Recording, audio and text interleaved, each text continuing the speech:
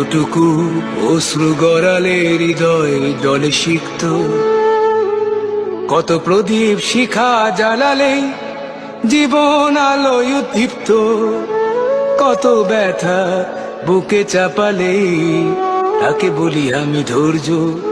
নির্মমতা কত দূর হলে জাতি হবে নির্লজ্জ। আমি চিৎকার করে কাঁদিতে চাহিয়া করিতে পারিনি চিৎকার। আমি চিৎকার করে কাঁদিতে চাহিয়া করিতে পারিনি চিৎকার। বুকের ব্যথা বুকে চাপায়ে নিজেকে দিয়েছি ধিক্কার। কতটুকু অশ্রু গড়ালে হৃদয় জলে সিক্ত, কত প্রদীপ শিখা জ্বালালে জীবন আলোয় উদ্দীপ্ত, কত ব্যথা বুকে চাপালে তাকে বলি আমি ধৈর্য। নির্মমতা কত দূর হলে জাতি হবে নির্লজ্জ।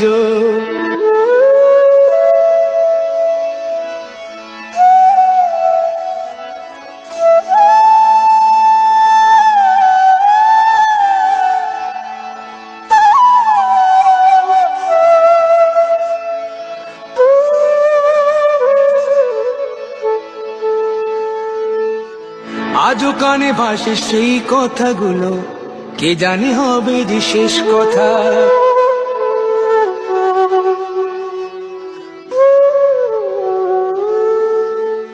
আজও কানে ভাসে সেই কথাগুলো, কে জানে হবে যে শেষ কথা।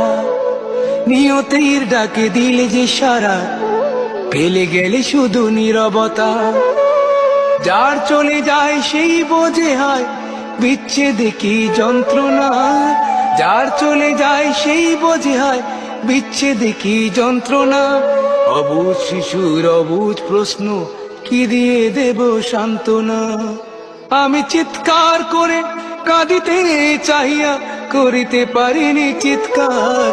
আমি চিৎকার করে কাঁদিতে চাহিয়া করিতে পারিনি চিৎকার। বুকের ব্যথা বুকে চাপায় নিজেকে দিয়েছি ধিক্কার। কতটুকু অশ্রু গড়ালে হৃদয় জলে সিক্ত, কত প্রদীপ শিখা জ্বালালে জীবন আলোয় উদ্দীপ্ত, কত ব্যথা বুকে চাপালে তাকে বলি আমি ধৈর্য।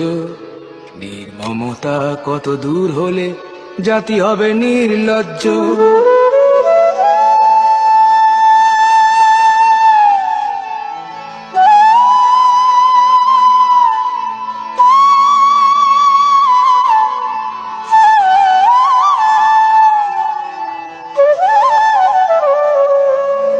বিধাতা তোমার ডাকি বারে বারে, করো তুমি মোরে মার্জনা।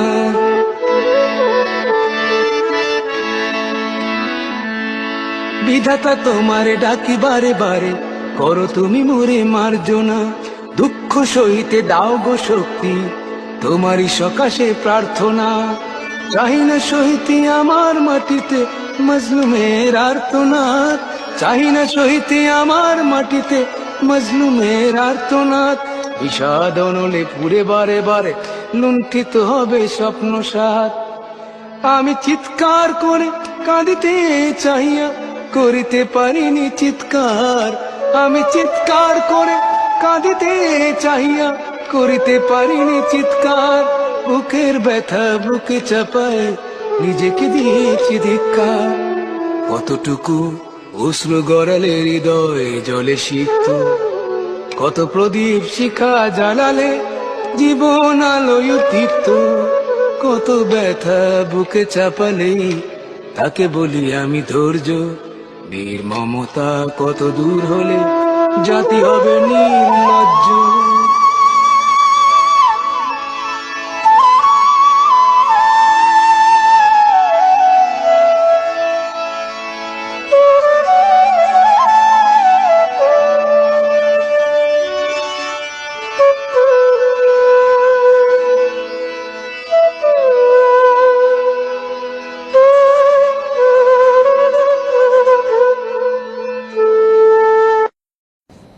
বিএনপি নেতা আবু বকরের মৃত্যুর পেছনে রাজনৈতিক নাকি অন্য কোনো কারণ রয়েছে তা উদ্ঘাটনে তদন্তে নেমেছে পুলিশ। এ ঘটনায় দক্ষিণ কেরানীগঞ্জ থানায় একটি অপমৃত্যু মামলা হয়েছে।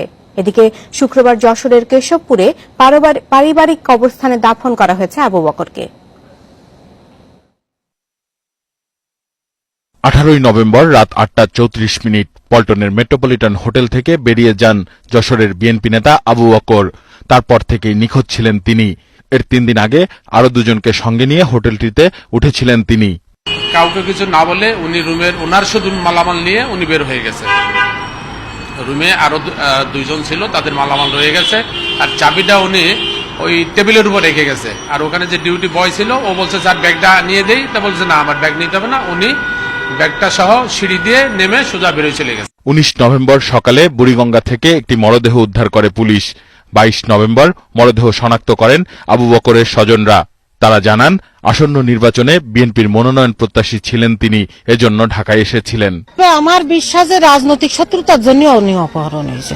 এখন কারা করেছে কি করেছে এটুকু আমি বলতে পারবো না। আবু বকরের স্বজনরা জানান অপহরণের কথা জানিয়ে বিভিন্ন নম্বর থেকে ফোন করে বিকাশের মাধ্যমে 1,70,000 টাকা নেওয়া হয়েছে।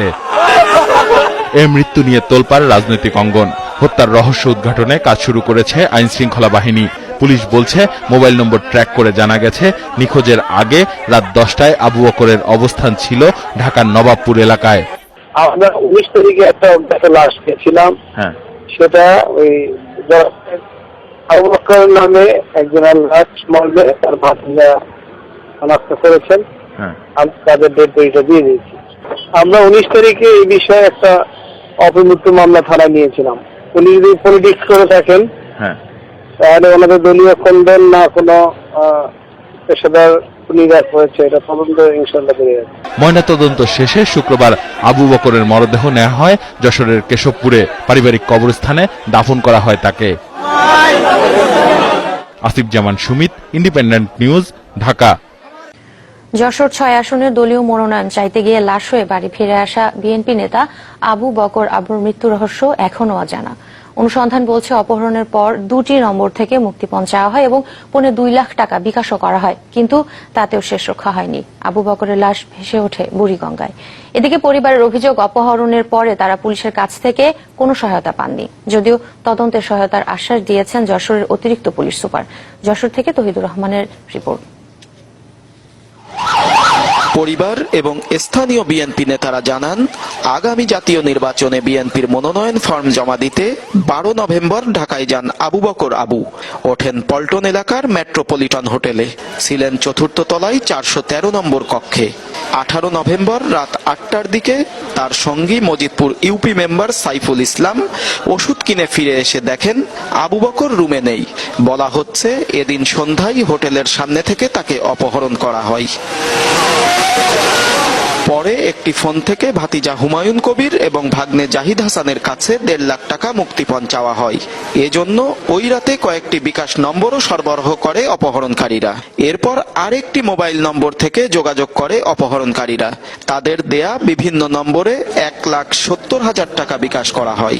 পরিবারের অভিযোগ, অপহরণের পর যশোরের কেশবপুর ও ঢাকার সংশ্লিষ্ট থানায় বারবার ধর্ণা দিলেও পুলিশ অভিযোগ নেয়নি। জিডি নেয়নি আমাদের, এ থানায়ও নিনি ও থানায়ও নিনি। তবে যশোরের অতিরিক্ত পুলিশ সুপার বলছেন ঘটনাস্থল ঢাকা হওয়ায় প্রাথমিকভাবে তাদের কিছু করার ছিল না। তবে আসামি ধরা এবং অপহরণকারীদের দেয়া মোবাইল নম্বরের সূত্র ধরে তদন্তে সহায়তার আশ্বাস দিয়েছেন তিনি।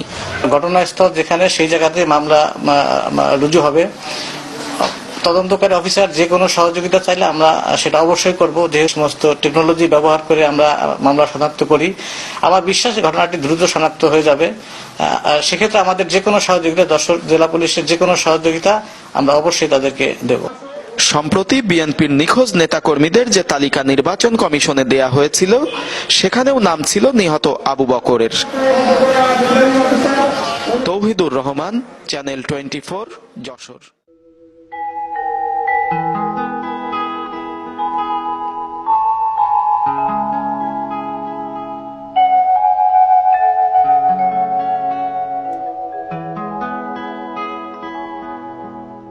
মানুষ মানুষ মানুষের জন্যে, জীবন জীবনের জন্যে একটু সহানুভূতি কি মানুষ পেতে পারে না ও বন্ধু? মানুষ মানুষের জন্যে, জীবন জীবনের জন্যে একটু সহানুভূতি কি মানুষ পেতে পারে না ও বন্ধু? মানুষ মানুষের জন্যে।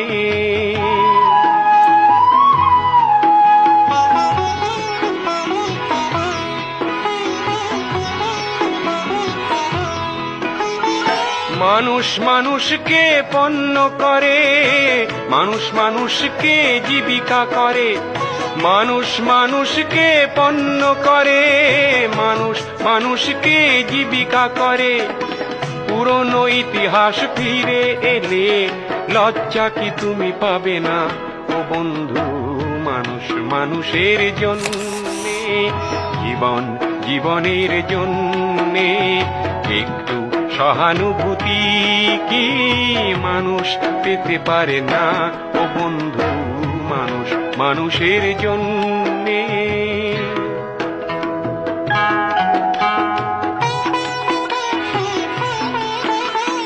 বলো কি তোমার ক্ষতি জীবনের অথই নদী, পার হয় তোমাকে ধরে দুর্বল মানুষ যদি।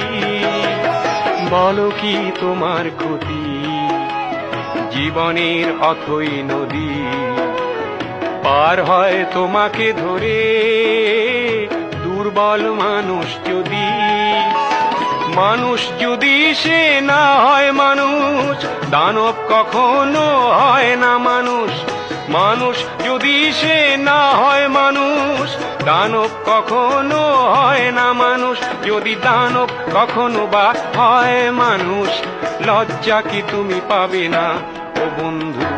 মানুষ মানুষের জন্যে, জীবন জীবনের জন্যে একটু সহানুভূতি কি মানুষ পেতে পারে না ও বন্ধু? মানুষ মানুষের জন্যে।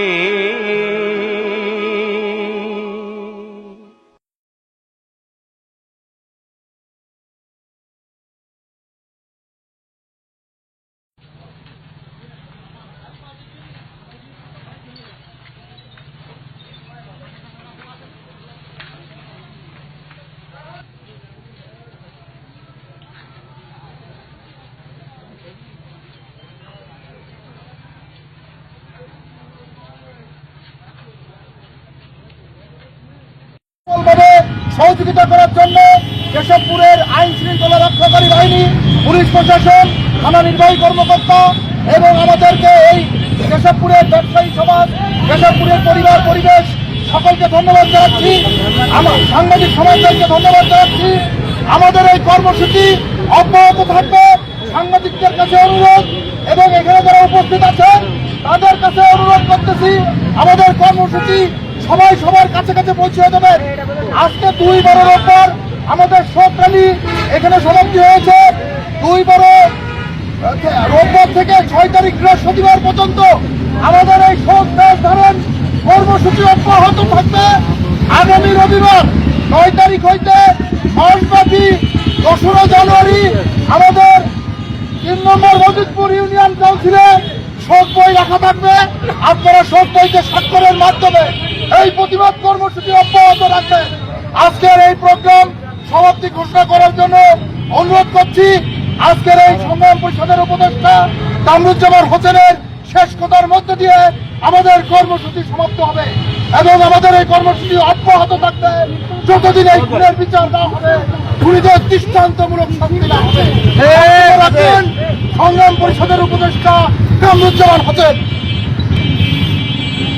প্রিয় দর্শক, আসসালামু আলাইকুম। আজকে অর্থাৎ 2018 সালের 22 নভেম্বর বুড়িগঙ্গা নদী থেকে যশোর জেলা বিএনপির সহসভাপতি আবু বকর আবুর লাশ উদ্ধার করা হয়েছে। তিনি কেশবপুর উপজেলার মজিদপুর ইউনিয়নের চেয়ারম্যানও ছিলেন। তিনি বিএনপির একজন এমপি মনোনয়ন প্রার্থী ছিলেন। তিনি ঢাকায় এসেছিলেন সাক্ষাৎকার দিতে। 4 দিন আগে তিনি নিখোঁজ হয়ে যান। তারপরে বিএনপির মহাসচিব মির্জা ফখরুল ইসলাম আলমগীর তিনি সহ আরো 5 জনের লিস্ট নির্বাচন কমিশনে দেওয়া হয়েছিল, কিন্তু নির্বাচন কমিশন এ ব্যাপারে কোনো ভূমিকাই রাখতে পারেনি। একাদশ নির্বাচনকে সামনে রেখে বিএনপির একজন এমপি মনোনয়ন প্রার্থীর লাশ উদ্ধার করা হলো, এটি কিসের আলামত? একাদশ জাতীয় সংসদ নির্বাচনকে সামনে রেখে বিএনপির একজন এমপি মনোনয়ন প্রার্থীর লাশ উদ্ধার করা হলো, অথচ নির্বাচন কমিশন কি ভূমিকা রাখলো? তফসিল ঘোষণার পর থেকে নির্বাচন কমিশনের যে সমস্ত ভূমিকা আমরা দেখছি এতে প্রতীয়মান হয় নির্বাচন কমিশন এই আওয়ামী লীগের সাথে একত্রিত হয়ে 2014 সালের 5 জানুয়ারি ইলেকশনের মতো আরেকটি প্রহসনের ইলেকশন বা নির্বাচন অনুষ্ঠান করতে যাচ্ছে।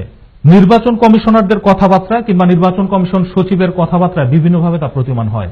আপনারা জানেন কিছুদিন আগে নির্বাচন কমিশনার কবিতা খানম বলেছেন বিশ্বের কোথাও শতভাগ সুষ্ঠু নির্বাচন হয় না, কাজে বাংলাদেশেও সুষ্ঠু নির্বাচন অনুষ্ঠান করা নির্বাচন কমিশনের পক্ষে সম্ভব নয়। একজন নির্বাচন কমিশনার শপথ গ্রহণ করে সুষ্ঠু নির্বাচন অনুষ্ঠান করার জন্য, সুষ্ঠু নির্বাচন অনুষ্ঠান করার জন্যই তাদেরকে দেশের জনগণ দায়িত্ব দেয়, দেশের সংবিধান তাদের দায়িত্ব দেয়, অথচ নির্বাচন কমিশনাররাই বলছে তারা সুষ্ঠু নির্বাচন করতে পারবে না। আর নির্বাচন কমিশন সচিব হেলাল উদ্দিন বলছে এই একাদশ জাতীয় সংসদ নির্বাচনে যারা পর্যবেক্ষক হিসেবে দায়িত্ব পালন করবে তারা স্রেফ মূর্তির মতো দাঁড়িয়ে থাকবে, তারা কোনো প্রতিবাদ করতে পারবে না, কোনো ছবি তুলতে পারবে না, সেগুলি প্রকাশ করতে পারবে না। চলুন তার বক্তব্যটি শুনে নেই। প্রথমে যখন পর্যবেক্ষক যাবে কেন্দ্রে, প্রিসাইডিং অফিসারকে কাজে দিয়ে পরিচিত, আসসালামু আলাইকুম, আমার নাম অমুক, আমি অমুক প্রতিষ্ঠান থেকে আসছি, আমি আপনার এখানে পর্যবেক্ষক হিসেবে কাজ করব। সেটা কিন্তু আগে প্রিসাইডিং অফিসার যেহেতু কেন্দ্রের প্রধান, উনি ওখানে থাকবেন, কোনো মোবাইল ফোন নিয়ে যেতে পারবে না। একটা কেন্দ্রে মোবাইল ফোন থাকবে 2 জনের কাছে, একটা হলো প্রিসাইডিং অফিসার আর পুলিশ ইনচার্জ, এটা আমরা আলাদাভাবে নির্দেশনা দেবো, সে যাতে কোনো মোবাইল ফোন না নিয়ে নেয়। এটা কিন্তু খুব কেয়ারফুল, কোনো ছবি তুলতে পারবে না সে, এটা ওদেরকে ভালোভাবে বলে দেবেন।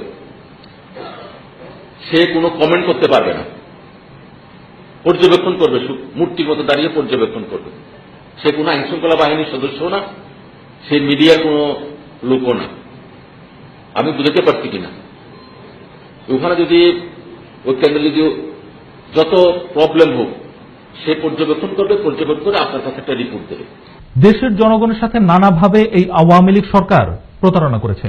যখনই কোনো নিরপেক্ষ সরকারের অধীনে নির্বাচন অনুষ্ঠানের দাবি করেছে বিএনপি সহ দেশের সাধারণ জনগণ, তখনই তারা বলেছে যে নির্বাচনকালীন সরকার সংবিধানে রয়েছে। তাহলে এই বর্তমান আওয়ামী লীগ সরকার কোন সরকার? তারা কি নির্বাচনকালীন সরকার না আওয়ামী সরকার? এই আওয়ামী সরকারের ভূমিকা কি এই নির্বাচনে? এই আওয়ামী সরকারের অধীনে যে সমস্ত র্যাব পুলিশরা ছিল তাদেরই বা ভূমিকা এখন কি? এই পুলিশদের ভূমিকা কি? তারা কাদের হয়ে কাজ করছে? তারা কি নির্বাচন কমিশনের অধীনে কাজ করছে না এই আওয়ামী সরকারের অধীনে কাজ করছে? একজন দক্ষ প্রশাসকের কাজ হচ্ছে দায়িত্বভার গ্রহণ করার পর সেই প্রশাসনে রদবদল করা, যাতে সুষ্ঠু পরিবেশের তৈরি হয়। এই নির্বাচন কমিশনার নুরুল হুদা নির্বাচনের তফসিল ঘোষণা করার পর এমন কোন কাজ কি তারা করেছে যাতে প্রতিমান হতে পারে বা দেশের জনগণ বুঝতে পারে যে সুষ্ঠু নির্বাচন অনুষ্ঠিত করার জন্য তারা বিভিন্ন ধরনের রদবদল করছে বা কাজ করছে?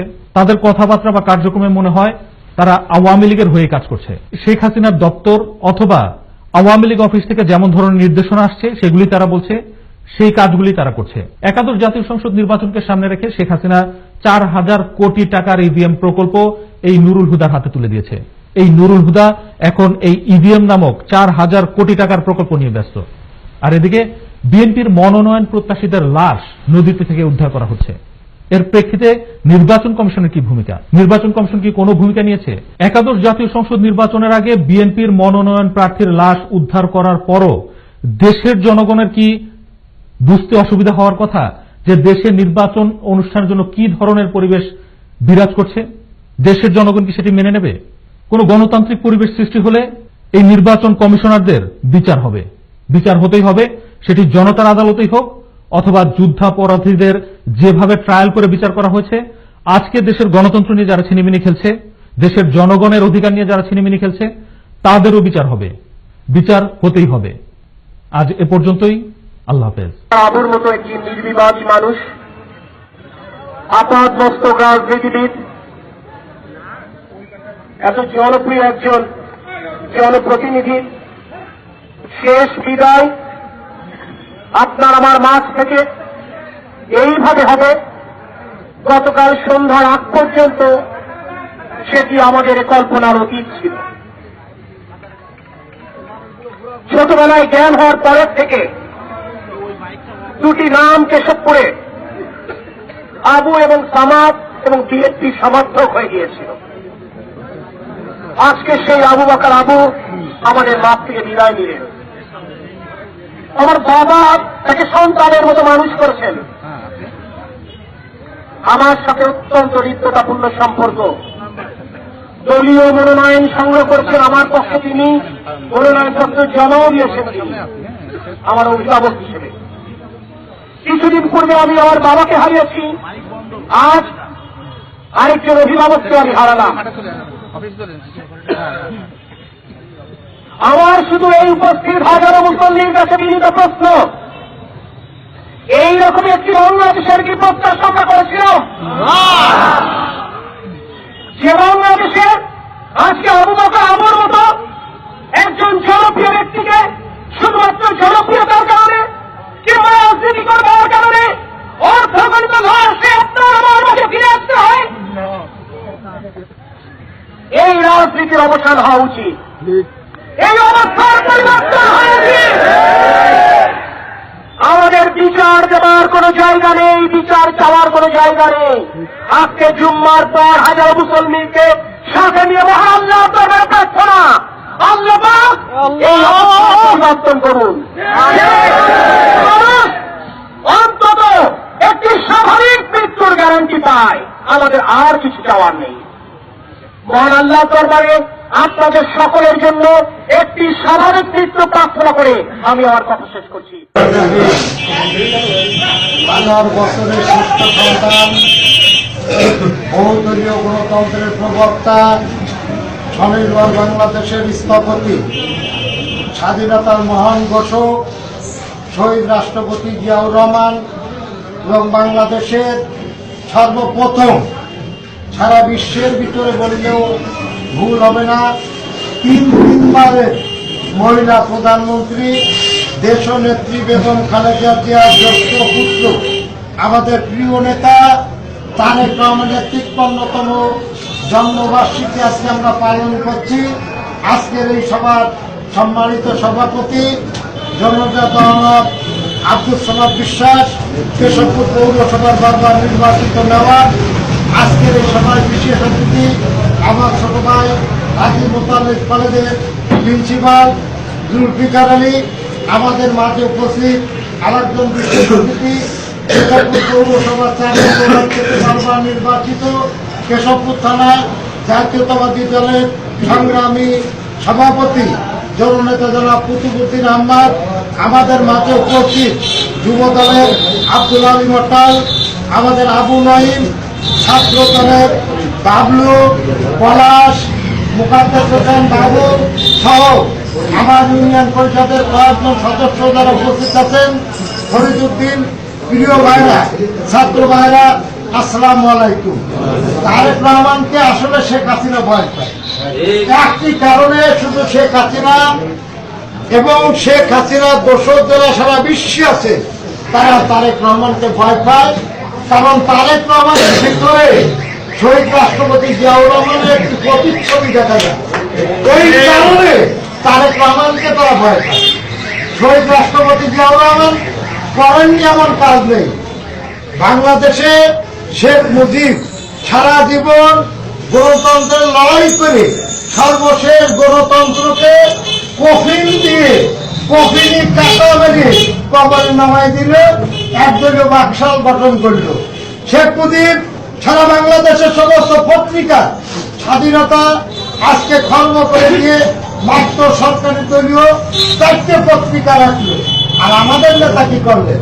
আমাদের নেতা শহীদ রাষ্ট্রপতি জিয়াউর রহমান ক্ষমতা আসার পরে সর্বপ্রথম তিনি কি ঘোষণা করলেন? তিনি বললেন সংবিধানের সর্বপ্রথম থাকবে বিসমিল্লাহির রহমানির রহিম, আল্লাহর নামে সকল কাজে শুরু হতে হবে। সেই দিন সারা বাংলাদেশের মানুষ শহীদ রাষ্ট্রপতি জিয়াউর রহমানের পিছনে ঐক্যবদ্ধভাবে নেমে আসলো। আমরা কি দেখলাম? আজকে জিয়াউর রহমান এই দেশে ব্যাপক উন্নয়ন করলেন। আন্তর্জাতিক বিশ্বে জিয়াউর রহমান যখন সম্প্রতি বাংলাদেশে রাষ্ট্রপতি হিসেবে ওইটি সভাপতি হলেন, যিনি সার্কের সর্বদেশটা প্রক্রিয়াকালে আন্তর্জাতিক ষড়যন্ত্র শহীদ রাষ্ট্রপতি জিয়াউর রহমানকে নির্মমভাবে আজকে আওয়ামী লীগের আজকে ভারতের সহযোগিতায় শহীদ রাষ্ট্রপতি জিয়াউর রহমানকে চট্টগ্রামে হত্যা করা হলো। সাথী বন্ধুরা, তারপরে মাত্র 33 বছর বয়সে আমাদের নেত্রী বেগম খালেদা জিয়া 33 বছর বয়সে 2টি সন্তান নিয়ে বিধবা হলেন। বিধবা হওয়ার পরে তিনি একজন গৃহবধূ ছিলেন। গৃহবধূ হওয়ার পরে আমরা দেখলাম এই দলের দায়িত্ব দেওয়া হলো বিচারপতি সাত্তার সাহেবকে। বিচারপতি সাত্তার এই দেশে জিয়াউর রহমানের মৃত্যুর পরে লাখ কোটি কোটি ভোটের ব্যবধানে সেদিন রাষ্ট্রপতি হলেন। হোসেন মোহাম্মদ এরশাদ বাংলাদেশের একটি জাতীয় বেঈমান বন্দুকে নল দিয়ে আজকে রাষ্ট্রপতি বিচারপতি আব্দুল সাত্তারের কাছ থেকে ক্ষমতা নিয়ে সেদিন স্বৈর শাসন জারি করলেন। এই স্বৈর শাসকের বিরুদ্ধে 9 বছর আমরা আন্দোলন করলাম। আমাদের নেত্রী কিন্তু আপোষ করেনি।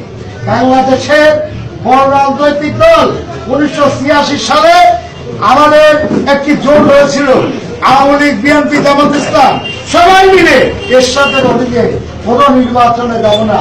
চট্টগ্রামে লাল দিঘির ময়দানে শেখ হাসিনা বক্তব্য দিয়ে আসলেন, বিকেল বেলায় এরশাদের সাথে যে নির্বাচনে যাবে সে জাতীয় বেঈমান।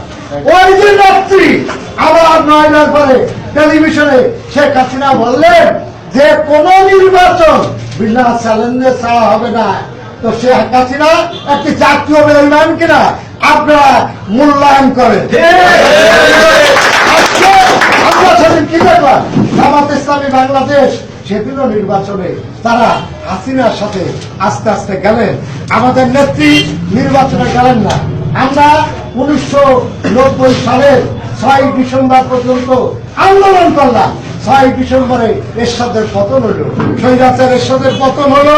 এই দেশে সুষ্ঠু, সুন্দর, অবাধ, নিরপেক্ষ তত্ত্বাবধায়ক সরকারের অধীনে একটি নির্বাচন হলো।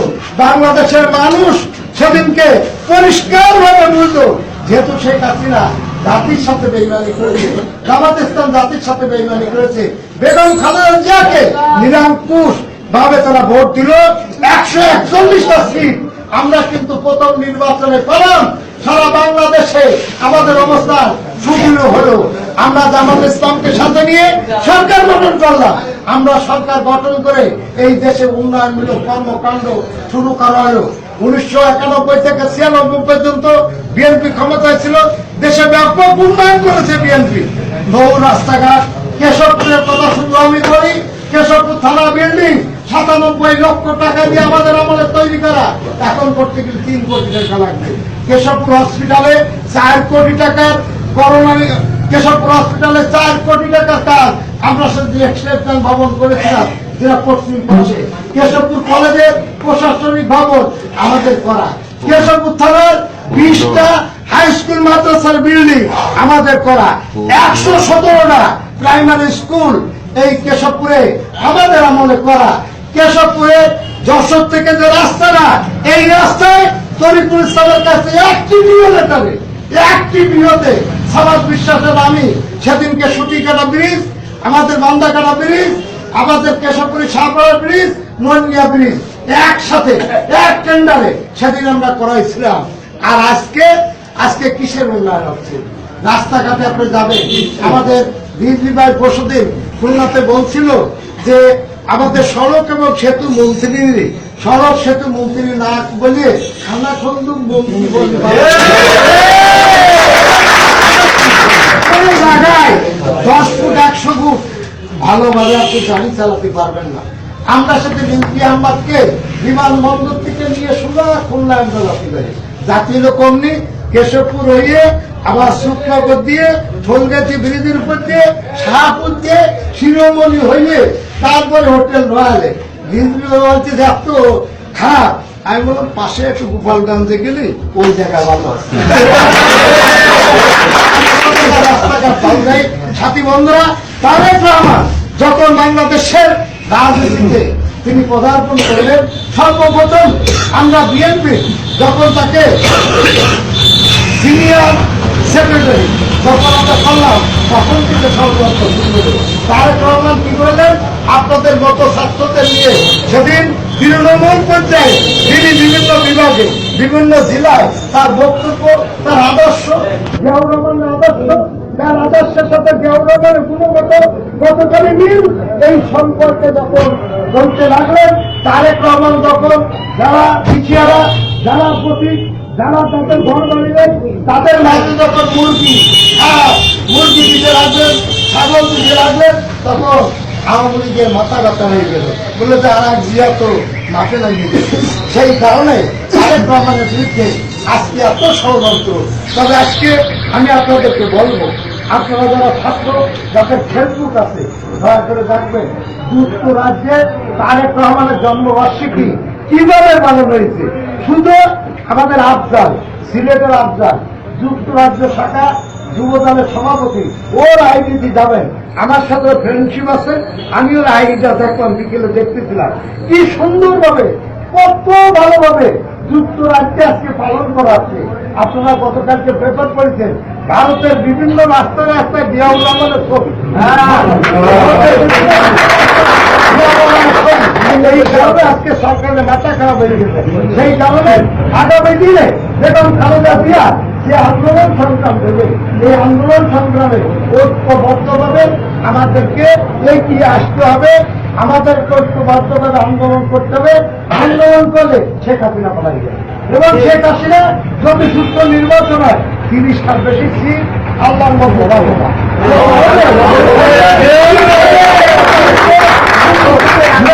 নির্বাচন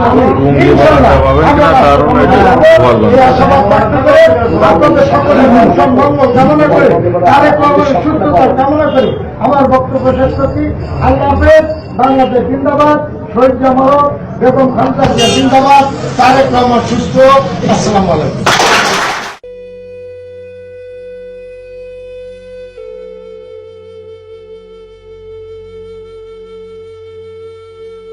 শহীদ আবু বকর আবু 1952 সালে যশোরের কেশবপুর উপজেলার বাগদহ গ্রামে মাতা সুখিনা খাতুনের গর্ভে জন্মগ্রহণ করেন। পিতা বদরুদ্দিন সরদারের 2 ছেলে ও 7 মেয়ের মধ্যে তিনি ছিলেন দ্বিতীয়। 1958 সালে বাগদহ মজিদপুর সরকারি প্রাথমিক বিদ্যালয়ে তিনি শিক্ষা জীবন শুরু করেন। 1968 সালে কেশবপুর পাইলট স্কুল থেকে এসএসসি পাশ করেন এবং সেরা মনিটরের পুরস্কার হিসেবে পদকপ্রাপ্ত হন। 1972 সালে কেশবপুর ডিগ্রি কলেজ থেকে এইচএসসি পাশ করে খুলনা বিএল কলেজে ভর্তি হন, কিন্তু কেশবপুরের মাটির টানে রাজনৈতিক ধ্যানে ফিরে আসেন তিনি এখানে। পরবর্তীতে 1974 সালে তিনি কেশবপুর ডিগ্রি কলেজ থেকে বিএ পাশ করেন। আবু বকর আবু 1976 সালে মশিউর রহমান জাদু মিয়ার হাত ধরে ভাসানী ন্যাপ এর যোগদানের মধ্য দিয়ে রাজনীতিতে প্রবেশ করেন। পরবর্তীতে জিয়াউর রহমান জাগো দল গঠন করলে তিনি দলটিতে সক্রিয়ভাবে যোগদান করেন। 1979 সালে বিএনপির প্রতিষ্ঠাতা জিয়াউর রহমান জাগো দল বিলুপ্ত করে বাংলাদেশ জাতীয়তাবাদী দল বিএনপি গঠন করলে আবু বকর আবু দলটির অঙ্গ সংগঠন যুব দলের কেশবপুর উপজেলা শাখার সভাপতির দায়িত্ব প্রাপ্ত হন। 1980 থেকে 1982 সাল পর্যন্ত তিনি বিএনপির সাংগঠনিক সম্পাদকের দায়িত্ব পালন করেন। 1983 সালে তাকে আহ্বায়ক করে 71 সদস্য কমিটি অনুমোদন করে যশোর জেলা বিএনপি। 1983 থেকে 2001 সাল পর্যন্ত তিনি বিএনপির সভাপতি হিসেবে সফলতার সাথে দায়িত্ব পালন করেন। তৃণমূলের রাজনীতিতে 1992 সালের 30 মে বিপুল ভোটে বিজয়ী হয়ে তিনি কেশবপুর উপজেলার 3 নম্বর মজিদপুর ইউনিয়ন পরিষদের চেয়ারম্যান হিসেবে দায়িত্বভার গ্রহণ করেন এবং 4